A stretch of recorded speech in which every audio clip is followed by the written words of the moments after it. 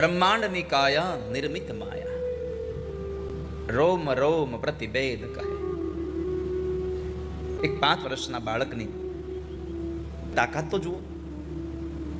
એક અસુર યોનિનો બાળક, એનો પિતા આટલો સમર્થ, આટલો શક્તિવાન, સમગ્ર રાજ્ય એનાથી કંપી ઉઠે.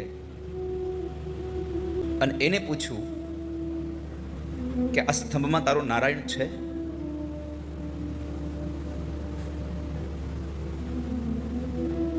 પ્રહલાદે કીધું, હા પિતાજી છે.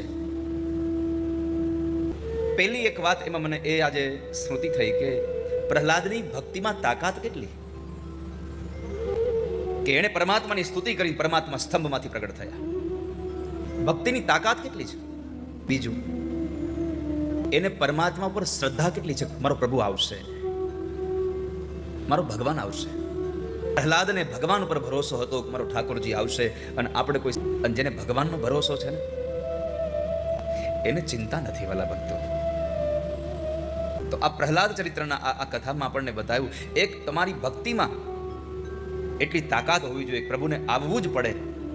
અને તમને એક ભરોસો હોવો જોઈએ કે મારો ઠાકોરજી આવ્યા વગર નહીં રહે, પ્રભુ મારું કામ કર્યા વગર નહીં રહે. ભરોસો રાખો. શંકા કરવી હોય તો તમારા પોતાનામાં કરો, ભરોસો કેવલ પ્રભુનો કરો. સંસારમાં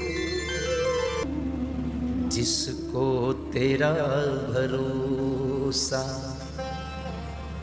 जिसको तेरा सहारा,